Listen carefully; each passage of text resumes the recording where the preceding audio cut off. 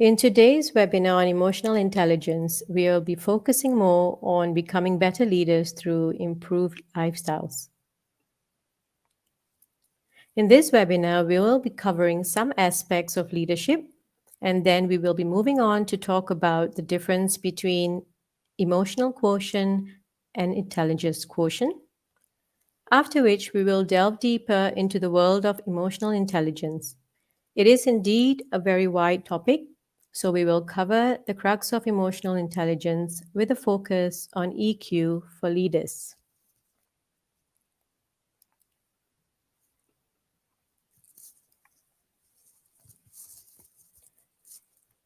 Leadership and learning are indispensable to each other.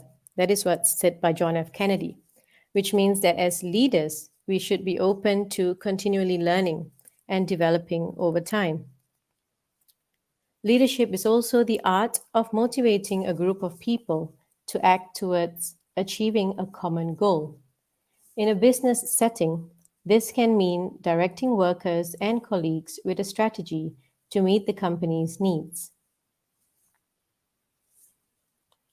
It is also the ability of an individual or a group of individuals to influence as well as guide followers or other members of an organization.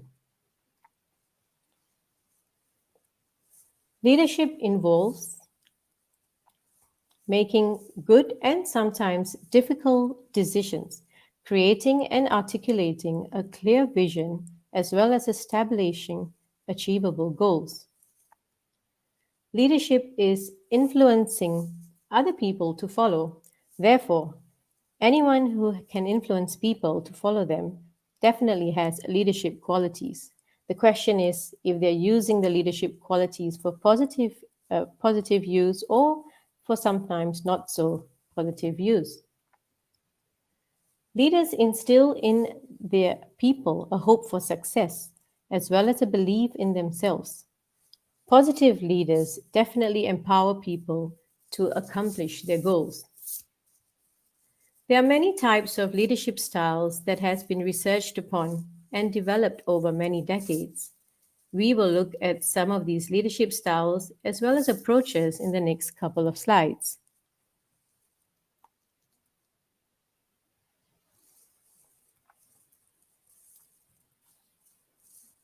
When it comes to figuring out your leadership style, there are many different approaches you can take. And yet, the goal is always the same: to provide direction and motivation for the success of the team. But while a certain style might be effective for some situations, it may not be the best fit for others. Let's take a look at the pros and cons of the three primary leadership styles. Autocratic. An autocratic leader has full authority over their team and expects their decisions to be followed without question or discussion. In this style, quick decisions help get things done faster. When they feel like they're being watched, employees perform better. And with all the risk and responsibility resting on the shoulders of the leader, there is less stress on the team. There are downsides, however. Employees can be frustrated when their ideas aren't heard.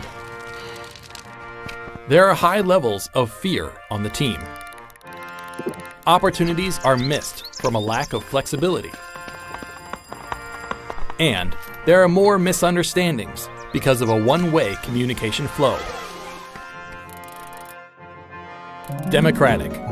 Democratic leaders share decision-making and responsibility across the team. While the leader continues to provide direction, employees' opinions are valued, ideas encouraged, and perspectives considered. In this style, bad decisions are less likely to happen. Employees are highly engaged, and the effectiveness of the team is enhanced. However, it can also lead to a long decision-making process, a strong dependence on the team, and people can easily become distracted from the true goals.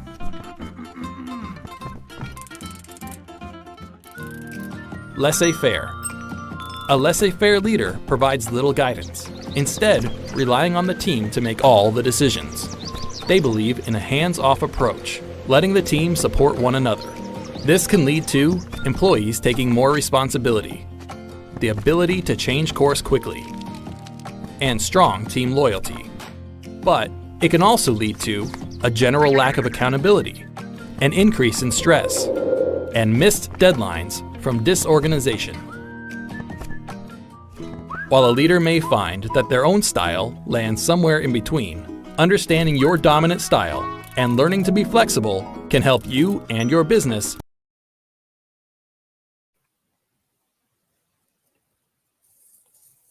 As you can see in that video, there are many different styles of leadership. In fact, there are more than the three styles that we have seen: autocratic, democratic, as well as laissez-faire. These are the three commonly known styles, but there are definitely many more styles available out there, and these styles have developed over time, and especially with further research. Now we will talk a little bit more about the approach towards leadership. Researcher Thomas Carlyle first proposed the great man theory in the mid-1800s. That's from where we could have heard the term born leader. The traits approach to leadership is similar but also slightly different from the great man theory of leadership. The trait approach of leadership was one of the earliest theories of leadership. It was developed from Gordon Allport, who developed the trait personality theory in 1930s. So what is the traits approach to leadership? It focuses on the personal attributes of the leaders. For example, the mental, physical, and even personality characteristics, competencies of the leaders, as well as their personal values. The traits approach views leadership solely from the perspective of the individual leader. Leadership traits are considered to be characteristics that people are born with and that remain relatively stable over time and across varying situations.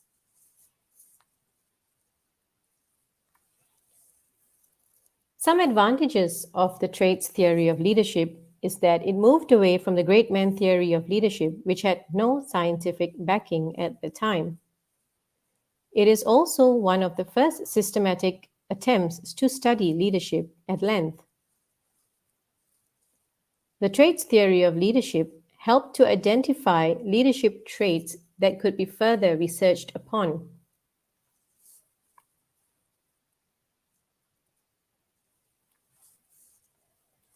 However, there are some disadvantages to the traits theory of leadership. It can breed a toxic style of leadership within an organization by putting people in leadership positions just because they depict certain desirable traits. The trait theory of leadership fails to cover all different situations and circumstances.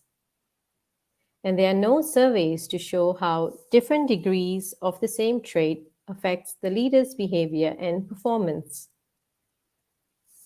Ultimately, the trait theory of leadership failed to work as there were too many traits that were later added on by other researchers over a period of time. Moreover, to put into a box what a leader looks like and force the fit onto others proved rather ineffective.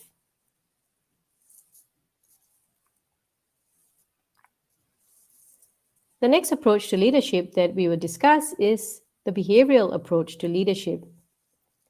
This is different from the traits approach, as that focus on the traits to possess as a leader, while the behavioral approach focuses on types of behaviors by leaders and how that affects their subordinates.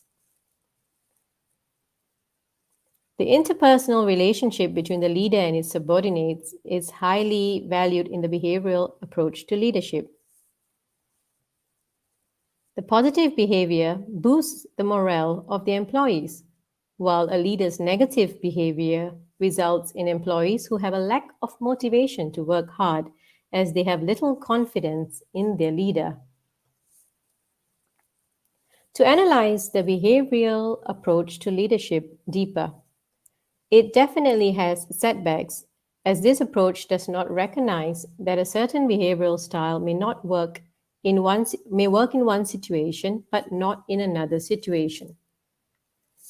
This approach also does not consider the factor of time and how a particular behavior from a leader might work at one point in time, but it might not work in another point in time, as people and leaders evolve over time.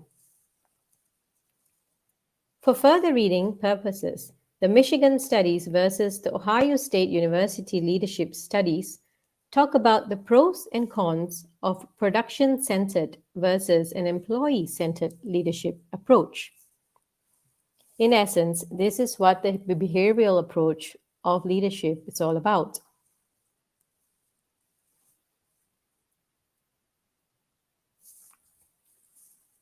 The next approach would be the situational approach to leadership.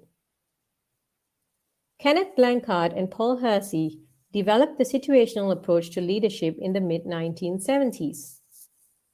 This approach is a practical, repeatable process that leaders can use to enhance their effectiveness when attempting to influence others. The process initiates with a clear understanding of the task or objective that needs to be accomplished. The task provides grounding for both the leader as well as the follower to align on the follower's readiness to perform. That alignment involves the leader's highest probability of success in selecting a style or an approach. That can be for empowerment purposes, or to use an approach of guidance, or maybe for collaboration.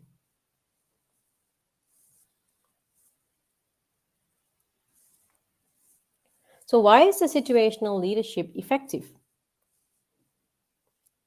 The leader considers the needs of the employees and adjusts his style to meet those needs. What this does is it creates a common language of performance between the leader and the employee.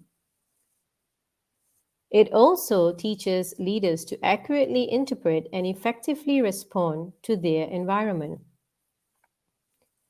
It utilizes task specificity as a measure of performance versus typecasting employees. So, what the situational leader does is he takes into consideration the skills, morale, and independence of the workers to determine what is the best approach to meet the productivity as well as organizational goals.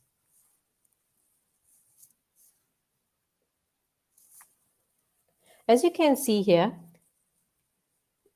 this is the 4 quadrants of situational leadership. We can see in the 4 quadrants starting from S1, which is the telling quadrant.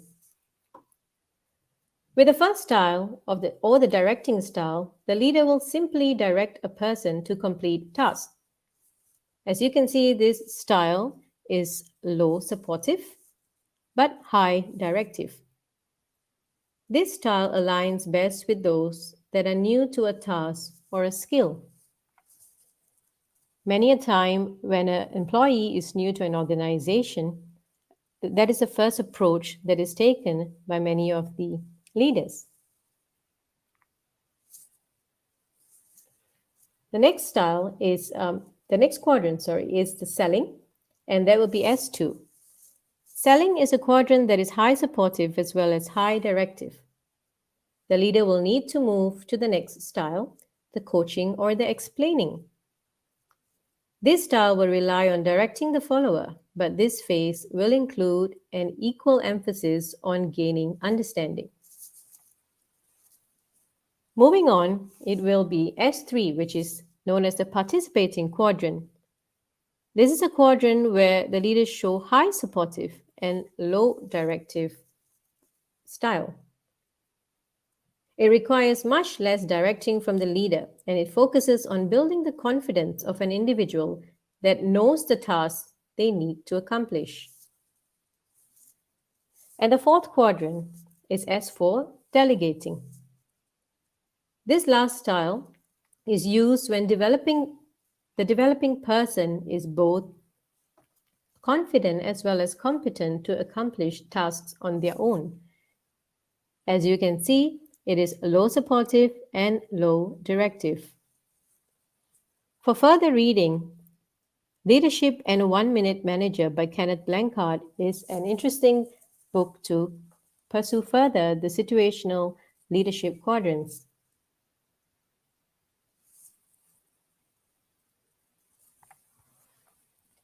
So, what is intelligence quotient, or commonly known as IQ?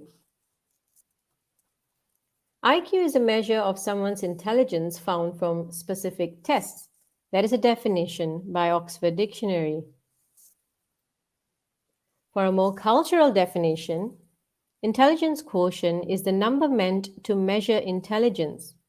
Once the standard measure of human mental capacity, now widely considered neither accurate nor fair.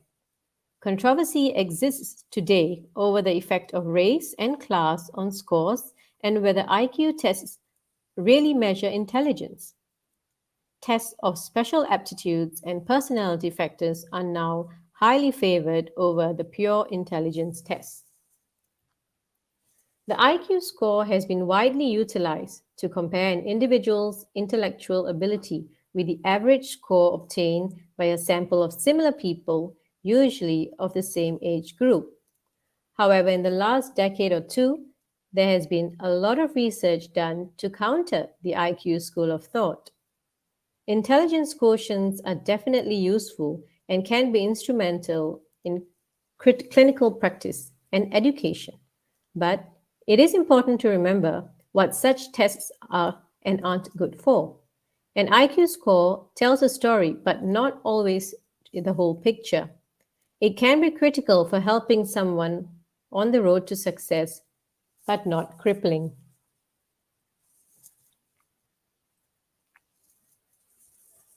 On the other hand, what is the emotional quotient?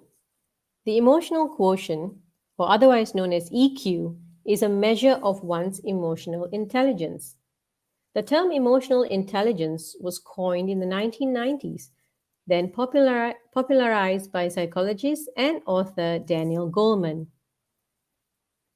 As a definition, emotional intelligence is the ability to understand your emotions and those of other people, as well as to behave appropriately in different situations.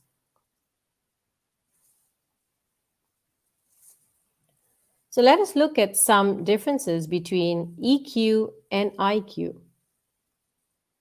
EQ is the ability to identify, assess, and control the emotions of oneself as well as of others, whereas IQ is a score derived from one of several standardized tests designed to assess intelligence. EQ is using emotions to facilitate thinking and understand emotional cues, which we will discuss later on. IQ, on the other hand, is the ability to learn, understand, and apply information to skills using logical thinking. EQ is the ability to navigate through social settings effectively and work collaboratively for a common goal.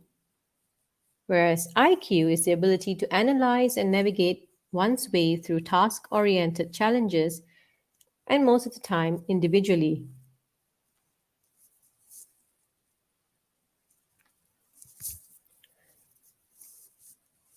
75% of employers have said that they are more likely to promote a worker with high EQ as compared to one with high IQ. And 71% of employers said they value emotional intelligence over IQ. This is how the world has evolved over time, when a number of decades ago, IQ would have been given a lot more importance as compared to EQ. The ability to identify and manage one's own emotions is how we can define emotional intelligence. It is also related to understanding and expressing our emotions effectively. Emotional intelligence also talks about empathy and how we can use empathy to understand others' emotions. Emotional intelligence, intelligence quotient, and personality are part of our psychological makeup. These are what we use to interact with others. They work independently, So, no matter what IQ you have the ability to score high on the EQ scale.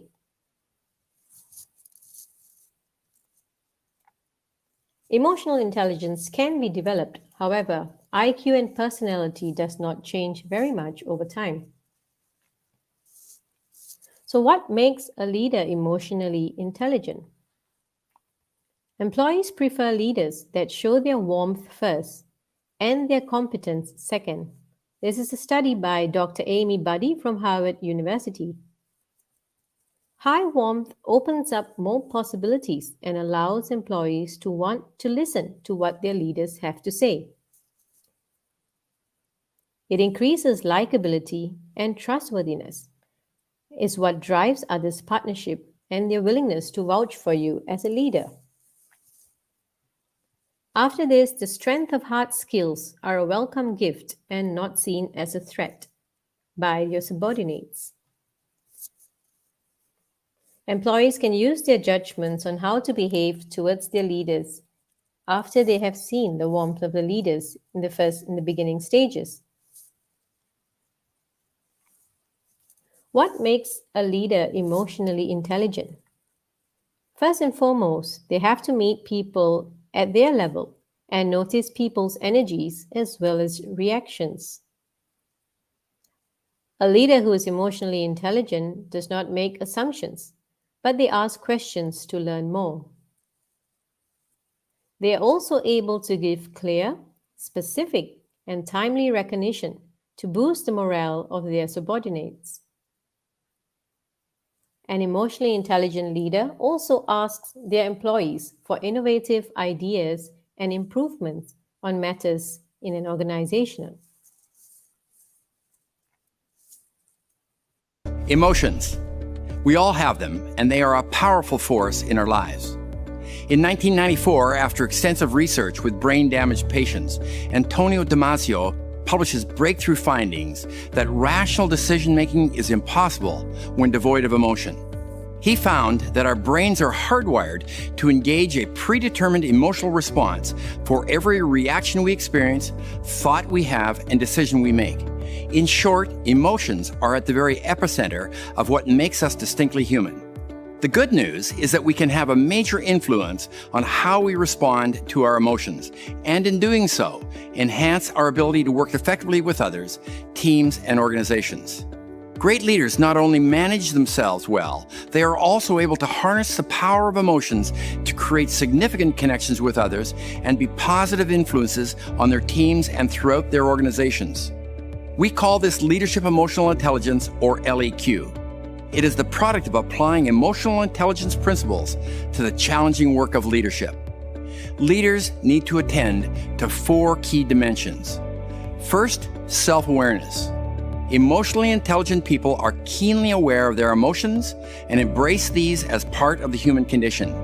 Gaining a high degree of self-awareness often requires a willingness to experience the discomfort of focusing on the circumstances and triggers that initiate some of our most negative feelings. Leaders do this anyway.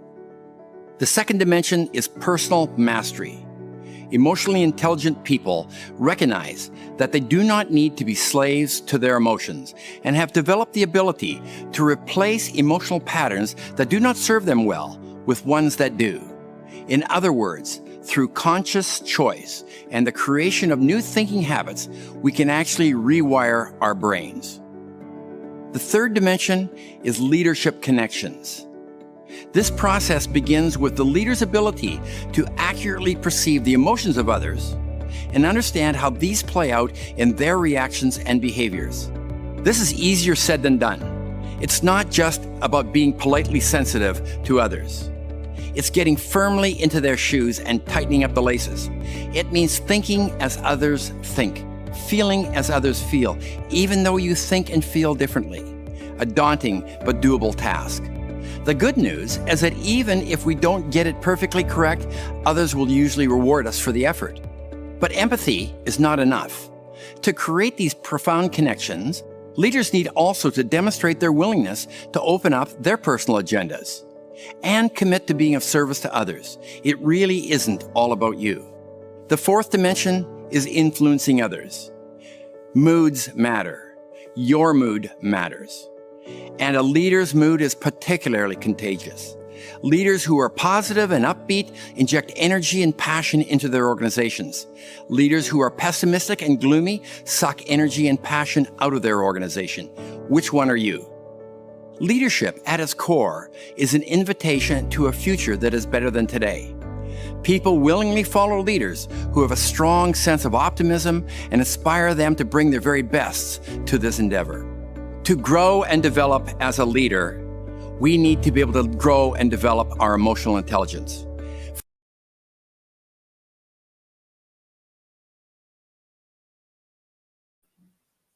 As you can see in that video, emotional intelligence for leaders is very important. In order to be an effective leader, one must be very aware of their emotional intelligence and be open to improve their emotional intelligence over time. Daniel Goleman has researched vastly on emotional intelligence and especially emotional intelligence for leadership goals. Measuring emotional intelligence. First of all, we look at being aware of emotions, expressing emotions effectively, controlling one's emotions, as well as relationship management.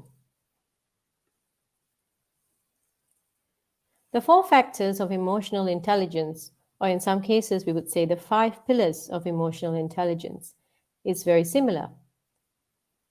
First of all, we look at self-awareness, and secondly, self-management. The first 2 of these pillars is more inward-facing, is when one looks into themselves and get more aware of themselves intrinsically. The third factor we talk about is social awareness, as well as relationship management. These 2 factors are more outward-facing, and it's more related to what we observe in our surroundings, in the relationships we have with others, whether on a personal level or on a professional level. Think about how you use your EQ in work situations. That is, how do you think about and react to situations and changes that you would like to see?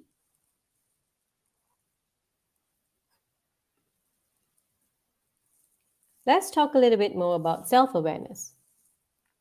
Emotions would mean the feelings that you experience. It is very important to recognize your emotions, and that will guide your behavior thereafter. In any situation or event that occurs, the event takes place first, and we go through some certain thoughts as well as emotions within us. Based on the thoughts and emotions, we have a reaction in what we call a behavior.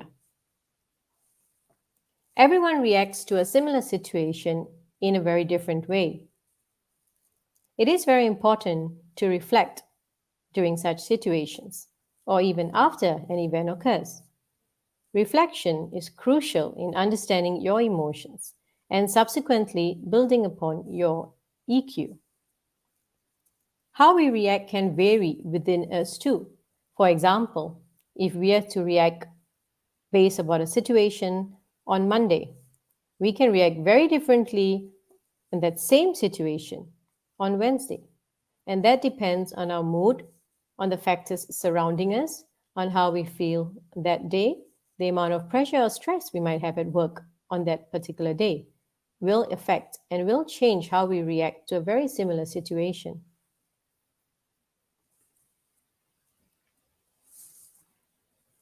This is a self-assessment tool. It is called the personal reflection tool. When an event occurs, there are thoughts and emotions, like we mentioned earlier, that we experience.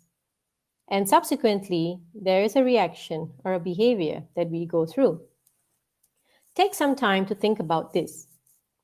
You may take a snapshot of this, various things that we are going to go through, and think about it later. Consider a challenge that you have faced at work within the last 6 months. First of all, what was the event or what was the situation? How did you feel about the event? What were the emotions that you had and experienced during the event? What were some thoughts that you had during the event?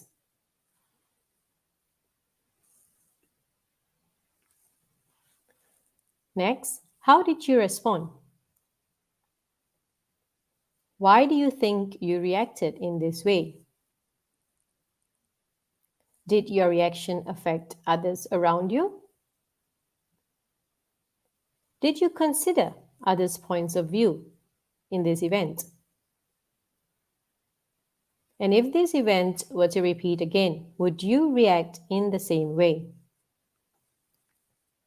This is a good practice to take to make yourself more conscious of your thoughts and emotions before you react. This is something that can be practiced not only in your professional life, but also in your personal life. When we take a step back during an event to process our thoughts and emotions before giving a reaction, we realize that in that calm and collected position that we have, we are actually able to think more practically, and our reaction is actually more well received by others as well.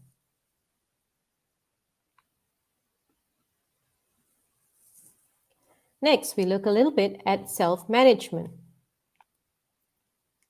It's about challenging your thoughts. To take control of your thoughts and emotions so that you can control your behaviors and how you react. Trying to change the way that you think. Challenge your perspective to have a varying perspective on a similar situation. This is what we call a disruptive thinking tool. We can try to include a disruptive thought to change the way you would usually view a particular situation. What this does is it gives you a different perspective on a similar situation. In other words, it opens your mind to other possibilities or other reasons for why that situation has occurred.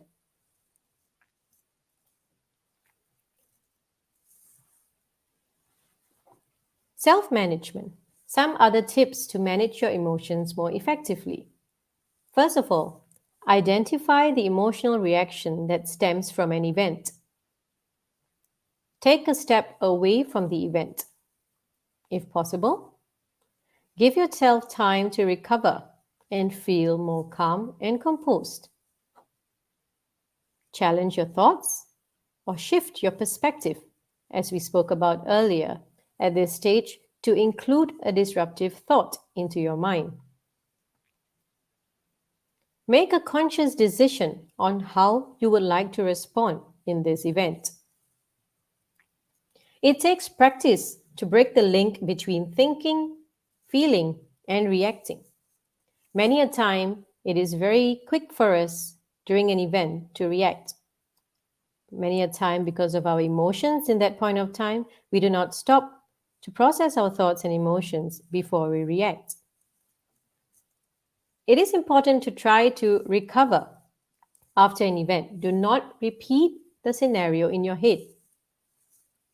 You will ultimately be able to reach a much more positive outcome for yourself as well as others. Ultimately, it is your choice how you choose to interpret the situation and what you choose to do or how you choose to react thereafter.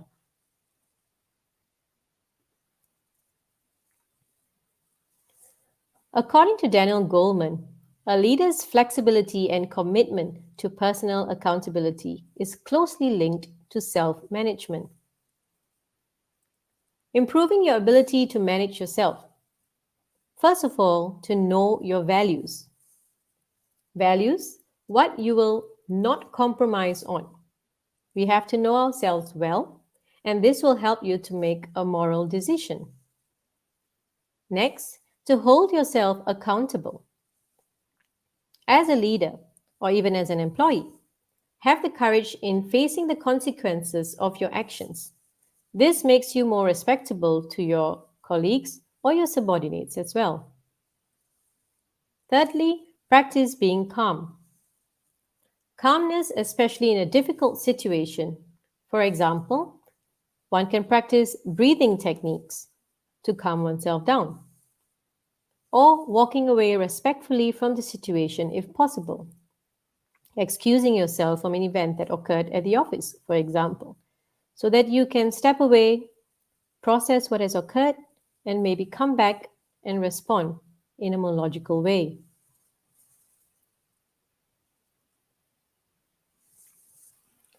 Next, we talk about social awareness, the ability to understand others and respond to their needs. Being aware of what is going on around you, as well as being sensitive to others' feelings, which definitely comes with practice over time. Shift the focus from internal awareness, which you might have mastered by now, to an external observation, observing the people around you, their emotions, their body language, their tone, and their reactions. Be conscious about others' expressions as well. Try to understand the interactions between people better, especially in the group dynamics. This helps to develop your intuitive thinking. It comes easier for some than others, but it can be improved over time with a conscious effort. Social cues are an important part of this, and for us to be aware of and identifying social cues takes practice and takes time. Now let's talk about empathy. Empathy, which many of you would be familiar with, is the ability to put yourself in another's shoes to understand their emotions. It can be learned and developed. Not everyone is able to show empathy easily. However, once we are conscious of this, we can learn and practice on how we can show more empathy to others. Some do's and don'ts when you're showing empathy. For example, it is wise to ask questions to understand someone or a situation better. If you look at a scenario where a subordinate of yours is confiding in you or expressing their concern about something that has happened, do not assume that you know exactly what they are going through.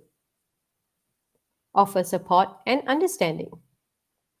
And as you offer support and understanding, do not agree with everything the person says.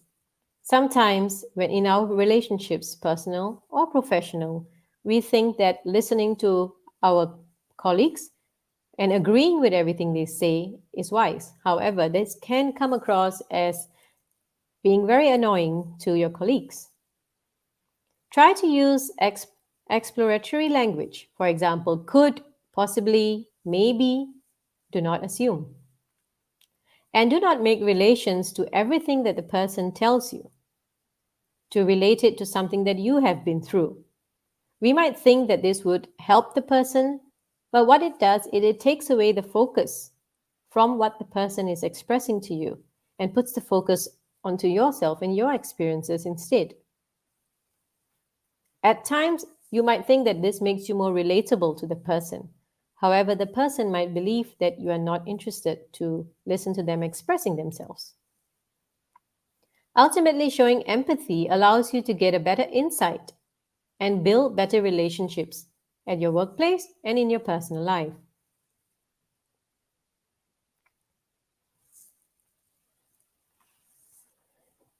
The key to social awareness is communication. It is very important to have a two-way communication. It should not be a monologue where you are always telling your subordinates what to do. In fact, you should also listen to their point of view and to how they feel about a particular task that you might be assigning to them. Be aware of body language. For example, when someone is speaking with you or expressing themselves to you or telling you about a situation, folding your arms or biting your lips or shifting your eyes to look away from them might show them that you are uninterested and you do not want to listen or show any empathy to them. Your tone of voice also plays a big part in communication. In effective communication, we have to always be mindful of our tone of voice. We have to ensure that we do not give a tone that shows the person that we're not interested to listen to them. At times, subordinates feel very difficult to speak with their leaders because they feel that their leaders do not have a very approachable tone. Nonverbal cues, in this sense, are much stronger than verbal cues. Nonverbal cues, as we mentioned, are body language. Focusing on a person as they speak shows you that you are interested and you are showing empathy when they are expressing themselves. Communication also improves with listening to others intently. Respond to their feelings. Nodding your head as someone expresses themselves to you show that you're listening and that you're making an attempt to understand what they're saying to you. What you say might be perceived wrongly if the tone of your voice does not match up to what you are expressing, as well as nonverbal cues driven by your thoughts and emotions. Sometimes we are unaware that our body language is showing that we are uninterested. That might be related to our mood on that day, and it's not the actual fact that we are not interested to listen to our colleagues or subordinates. So be mindful of what you're going through, your mood, and be professional by making sure that you listen intently to others and pushing your mood for that day aside as much as possible. Relationship management. Having good social skills allows one to manage conflicts successfully. It is crucial to be a good communicator. As we mentioned earlier, communication skills can be built over time. As long as make ourselves aware of our communication skills or the lack thereof, we'll be able to improve upon our communication skills. Giving praise to your subordinates when it's due really boosts the morale of an employee. Make real connections with others. Be authentic and real and show integrity in your dealings at the workplace. This makes you more respectable by your subordinates as they believe that you can be real. Being in tune with group dynamics. Observe your surroundings at your workplace. Observe your team. Observe how the members of the team behave with one another. Be aware. Using your personal strengths to build relationships is very important. Look intrinsically within yourselves to see what are your personal strengths and use the personal strength to build the relationships at the office. Are you able, some thoughts that you can ask others? Are you able to understand others' feelings? What are the skills you have when interacting with others? And what skills can you develop further to manage relationships more effectively? These are some thoughts that we can ask ourselves as we do our personal reflection. Relationship management also involves being open with asking for and receiving feedback. Feedback opens up your mind and gives you varying perspectives. Feedback is not a fact, but it is an opinion of someone else. So be open to listening to that opinion. It is not necessary to agree on the opinions of others all the time. But the most important thing is to be open minded to receive the feedback. Review how you manage relationships with others. Refine your approach in these relationships. And repeat the process as we are all a work in progress. Try this. Ask your colleagues or subordinates what are their impressions of you? How do they feel you are? Are you approachable when they want to approach you regarding a particular topic they would like to confide in or an event that occurred at work? Are you someone that's approachable? If you can ask feedback from others at the workplace and you receive it with an open mind, it's very ideal for you to be able to develop yourselves as well as your relationships over time. And it's very important as we ask and receive feedback that we do not only ask it from one or two people. It is good and wise for us to ask feedback from a variety of our colleagues in order to know if the feedback is biased or is it more universal. In relationship management, at times we focus too much on what the right thing to say is. And in this process, we fail to build real relationships. It is very important for us to relate more to the intent of the message and not how you deliver the message. Make your intentions clear, and this is something that will be very much appreciated by your colleagues and subordinates. It also allows you to be flexible and it shows your subordinates that you are a flexible person. Have integrity, be real and honest in your communication with others.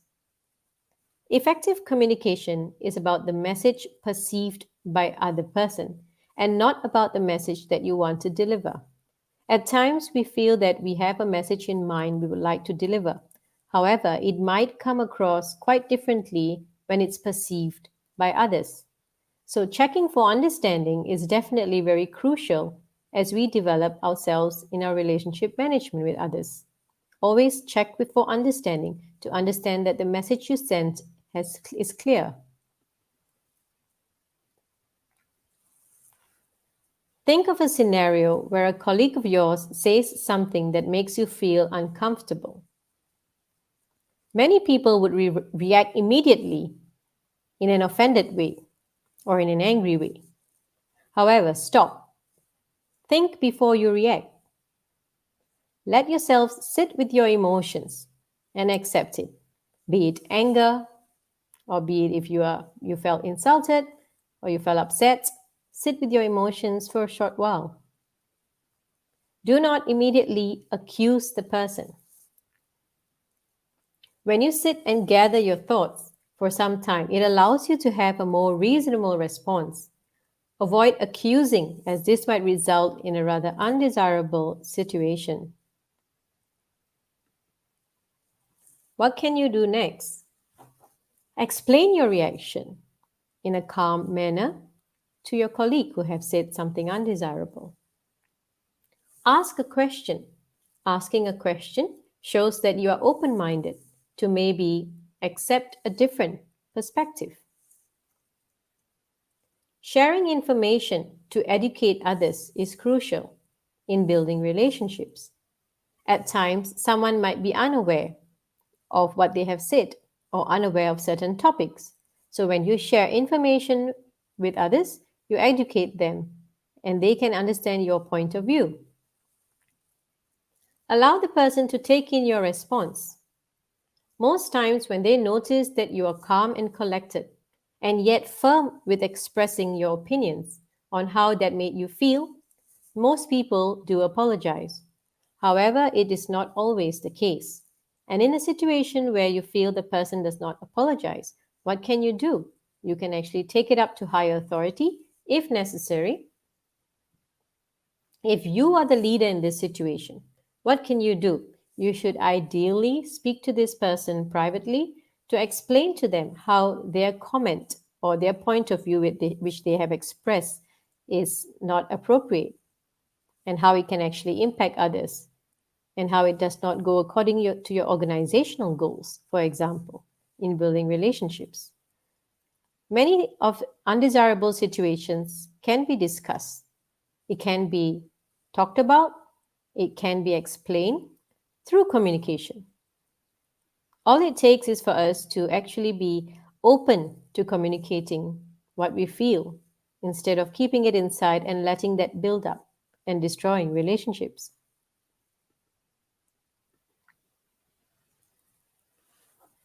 Some takeaways from the session today. It is important to do frequent reflection as it allows us to build on our self awareness. During any event, take the route of being calm. It is crucial for us to be calm, and that helps us to think, gather our thoughts before we have a reaction. Adopting an open minded attitude allows us to receive feedback positively. Asking questions if we are in doubt, and thinking about it and processing what we receive the feedback before we react. Consciously observing others allows us to build upon our intuition for us to become more socially aware of what goes on around us in the workplace or in our personal lives. Developing our emotional intelligence allows us to build upon our professional and personal relationships alike.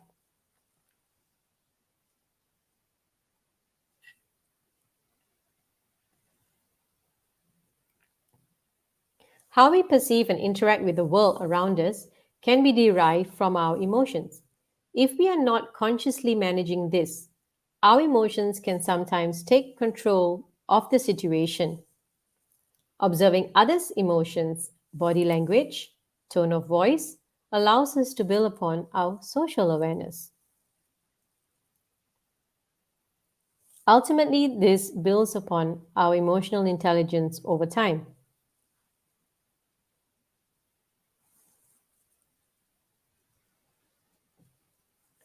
We have come to the end of our webinar. I hope you have built on your knowledge and understanding of emotional intelligence, which is a vast topic. And today we have covered just the crux of emotional intelligence with a focus on leaders. I hope you're able to practice some of these tips to improve your level of EQ at your workplace and as well as in your personal life. Thank you very much for your attendance today, and I wish you a pleasant evening ahead. If there are any questions, please type them in the chat bar. Thank you.